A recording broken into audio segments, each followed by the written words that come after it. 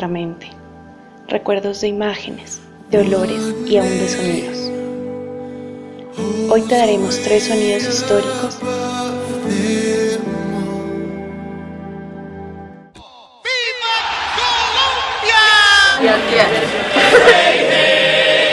y 4 razones Mami, te quiere mucho.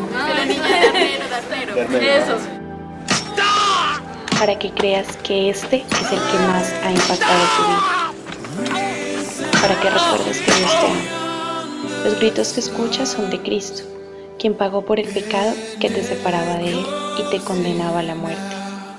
El único nombre en quien podemos ser salvos es el suyo.